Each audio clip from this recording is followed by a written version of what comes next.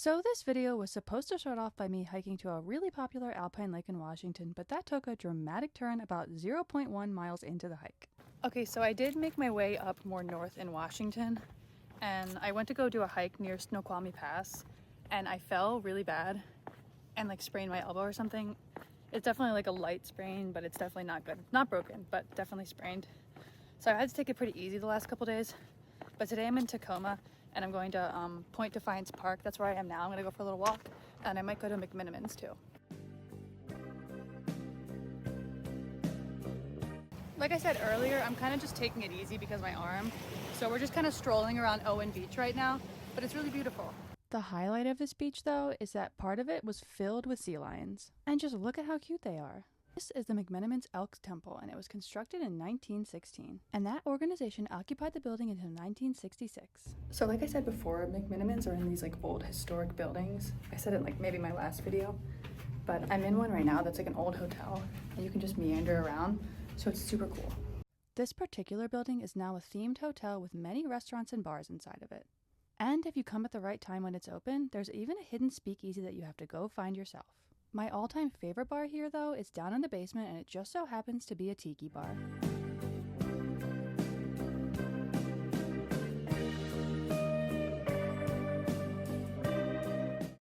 Alright, so we're at the Elks Temple right now. We came to the little downstairs tiki bar called the Old Hangout, and it is so cute in here. I'll show you a bunch of clips next.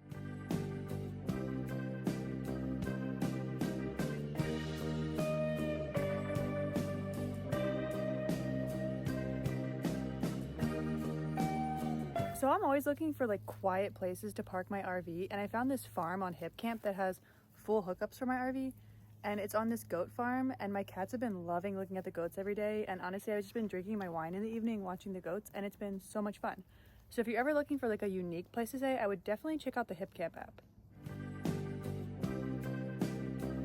Okay, so I lived in the Pacific Northwest for like years, and I never visited Snoqualmie Falls just because it's like super busy and I tend to avoid places where there's a lot of people because I get anxiety. But I am visiting it today mostly because I'm just staying somewhere that's like 10 minutes away from it, and I'm rewatching Twin Peaks at the moment, so it kind of felt like I had to come here. And it is definitely busy, but it is really pretty and it's definitely worth the stop. Okay, I will not lie, I did not stay here too long. The viewing platform was so full of people. So I'm in Seattle for the first time in my life, and I'm visiting Pike Place Market, which I know can be super expensive and super touristy, but I'm trying to do it on a budget. And so far so good. I found $2 parking, and I have 2 hours to explore, but I think that'll be enough time. So let's see what we can get into. I know I've said before that I don't always like to visit the touristy places, but Pike Place Market is something I'm making an exception for. Alright, so one of the things I've heard is good is the Beecher's mac and cheese, so that's our first thing we got. So far we've only spent $2 on parking, and then now $10 on mac and cheese, which is a lot, but at the same time, we're just gonna share a bunch of food, so. Alright, so they say this is the best mac and cheese on earth, so time will tell.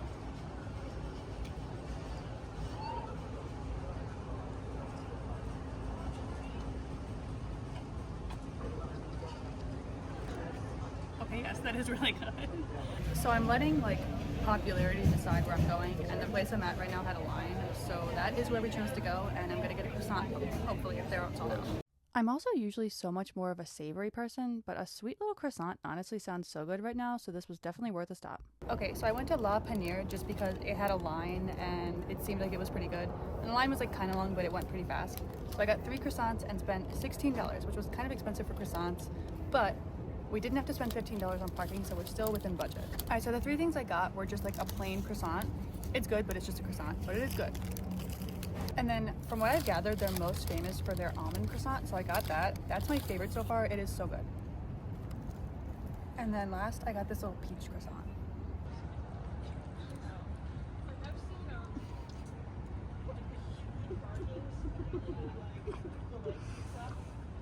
You're struggling.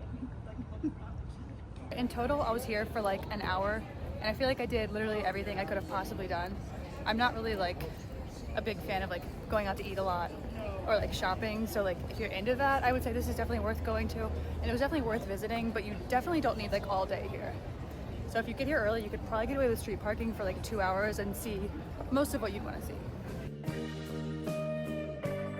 Alright, so in continuation of doing things in Seattle for like free or very cheap, I'm at Discovery Park right now, which you can park at the visitor center for free. So we're gonna do a little hike right now. So this park is actually huge and has a ton of different hiking trail options, but I just chose one of the main like loop trails right off the visitor center. So you can keep going on the trail that I was just on, and it leads to a lighthouse at like the end of the peninsula, and you can like make that into a long loop trail at like 4.5 miles or so. But right now I'm just trying to do like a 2-mile little mini hike because I want to go get lunch after this. So I just kind of went to like the water overlook at like the South Beach area, and it was still pretty nice. But if you had time, I would definitely recommend going out to the lighthouse. Okay, so I finished everything in Seattle, and I haven't done laundry in like 3 weeks. It's kind of disturbing at this point, and I'm basically out of everything. So I'm doing some laundry in the town of Carnation, and I have an hour on my dryer, so I'm gonna head to the brewery in town right now. So let's go check it out.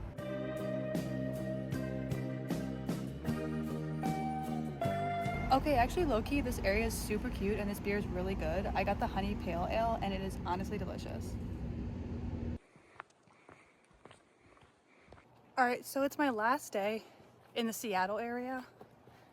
I'm hiking this place called Heybrook Ridge right now in like the index area. I've actually never been out here and I've always wanted to come out here. So it's only like an hour away from where we're staying. So it's a perfect little like day trip to end my time out here. This hike is so beautiful so far. This hike ended up being around 4 miles round trip, and it kind of just ended at this beautiful little rock outcropping.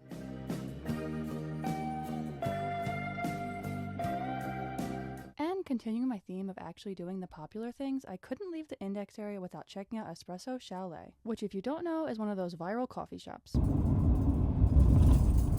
So we actually left our last place like way before checkout just because it was kind of like a weird, uncomfortable situation there. And we have to wait a couple hours to check into our next spot. But we found a spot at the top of Snoqualmie Pass, and these are the views right now. So I do not mind sitting here for a little bit.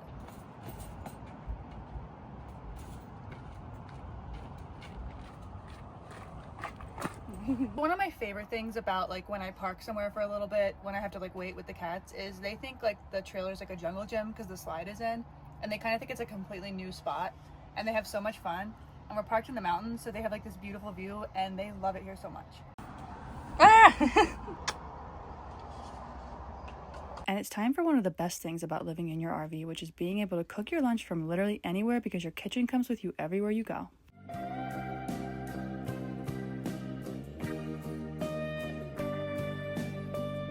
Okay, so we made it to where we're staying right now. It's like a little RV park outside of Clay along Washington. And right now we saw like a sign that said like Rosslyn Historic District. So that's where we're walking around right now. It's really busy, so you might not be able to hear me very well. But it's like such an old West town. It's so cool looking.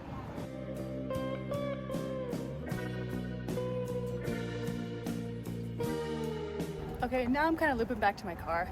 It was like a 2-minute walk around the city. There wasn't really a whole lot to do unless you like want to spend money, which I don't. So, walking back to the car now, but I was only like 2 minutes away from it, so it was worth stopping at. Alright, so I'm starting on the hike right now. I won't lie, the parking lot kind of like, the parking area is a little bit sketchy, but it could just be because it's like early morning. I almost thought about not doing it just because of that, but there were a couple other people there, and it seems like a couple other people were hiking. So we're gonna make the most of it, and we're gonna go on a hike.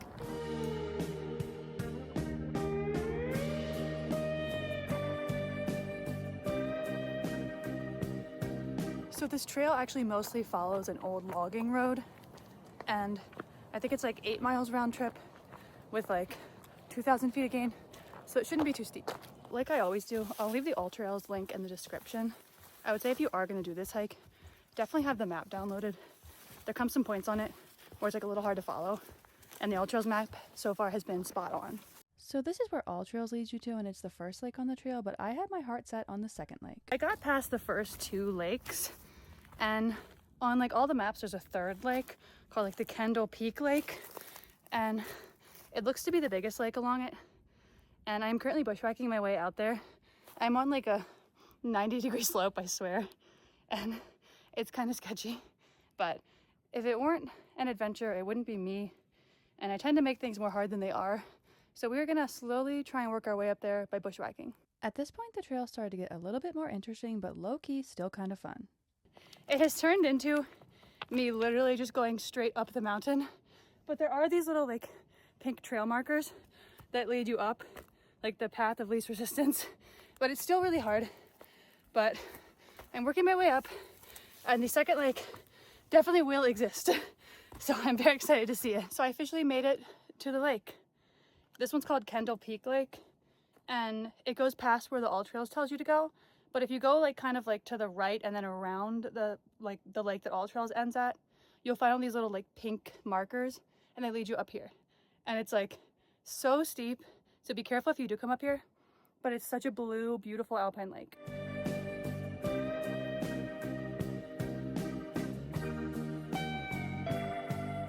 As with like all the hikes I share with you guys, make sure you're not going into it ill-prepared, especially this one. I tend to do a lot of hikes that require like off-track, like bushwhacking style stuff and a lot of like route finding. So if you're gonna do any of the hikes that I like suggest, I'll definitely let you know if it requires like bushwhacking and stuff. But definitely have a Garmin InReach, which is my little satellite device right here. I can use it to call for help if like something happens, even if I have no service. So I always have that. And I always carry the other 10 essentials because honestly, that's so important. But just always, another thing is always have the trail map downloaded. That way you can kind of follow it and know where you're going. And then I always track myself on hikes so I can make my way back if I am bushwhacking. I can always follow my steps to get back to the car.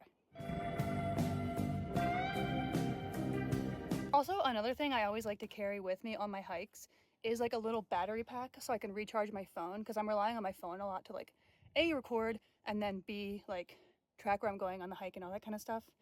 My favorite is by this brand Nest Out, and this is not sponsored.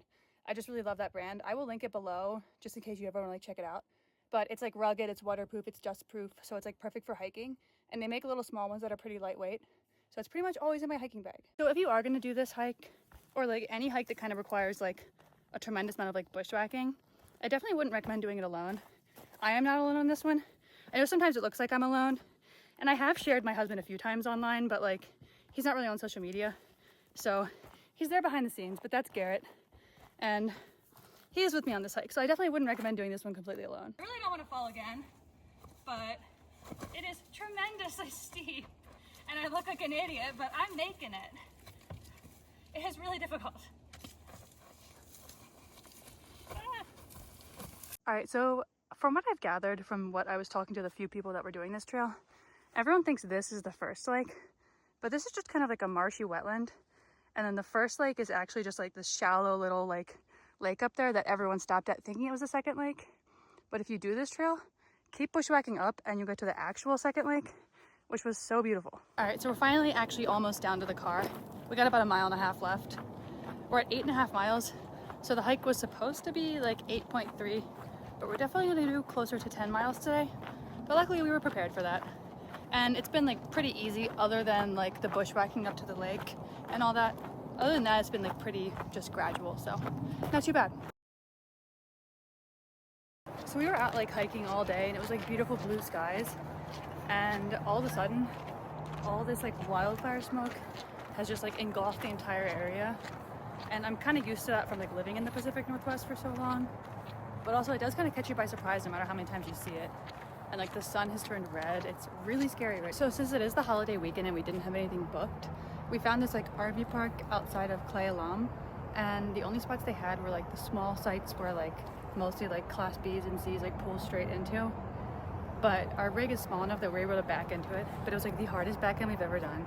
There are just like trees everywhere, and it was so hard. It took us so long to get backed in, and I am not looking forward to pulling out of this spot tomorrow.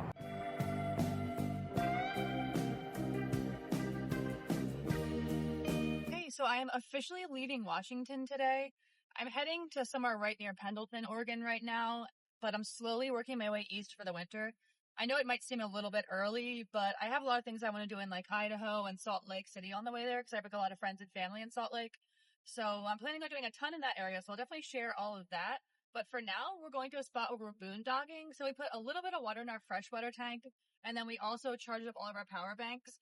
We don't have like a really good setup, and we hate using our generator. So like boondocking is a little bit more rough for us, although we're willing to rough it and we make it work.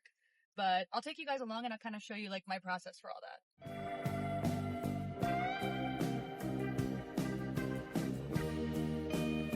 All right, so I made it to where I'm staying for the night. It's literally just like a farm that I found on Hip Camp in the middle of nowhere, Oregon. Since I'm only here for one night and it's already like almost 4 o'clock, I don't think I'm gonna put the slide out. Like my trailer is one of the ones where you can like access everything with the slide still in, and the cats are pretty comfortable like as is in there. So I think we're just gonna sleep with the slide in today. It's like 90 degrees, so we'll do everything we can to keep cold, but we'll see how it goes. But it's really pretty and we're just here for a night, so.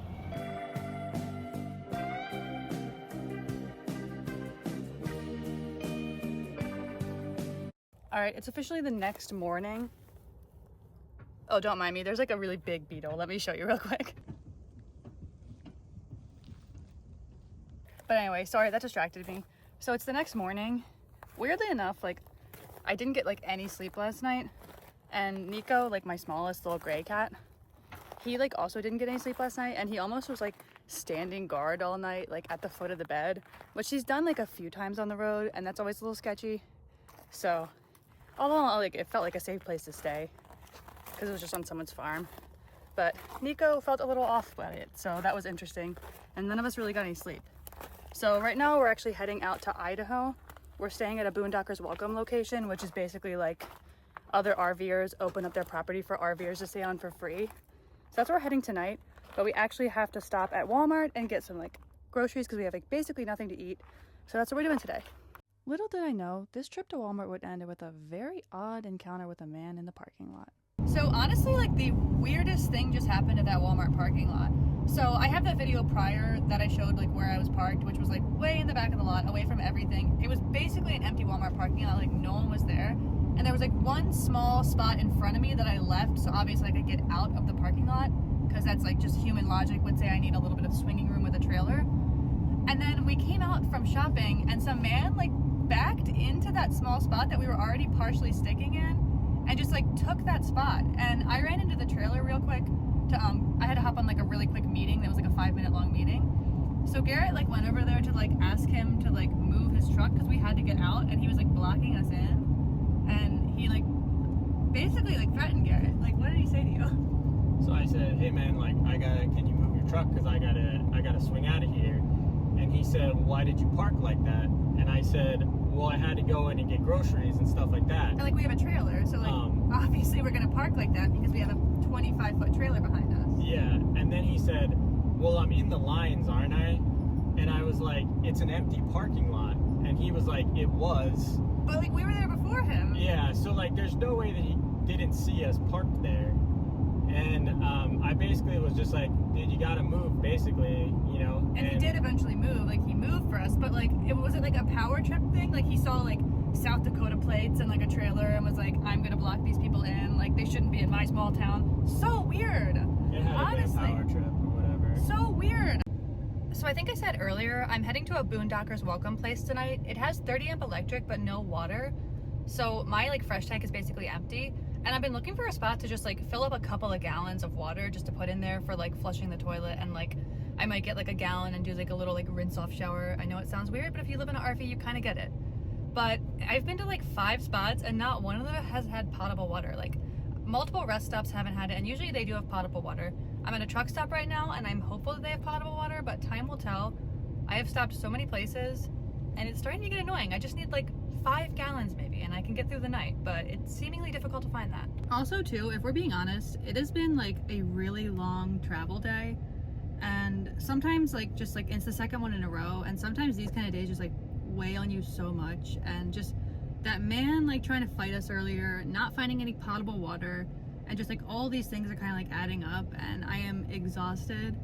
We're going this spot for one night, and then we're gonna try and find an RV park to stay at for like a week that has like full hookups and stuff, which will be really nice in like the Boise area. So that's where we're heading next. But my goodness, it's been like, RV life is great, but like there are definitely some times where like it is the most exhausting existence, and I am ready to just like settle down for a little bit and like head somewhere for like a month or two, which I'm gonna be very excited when that happens.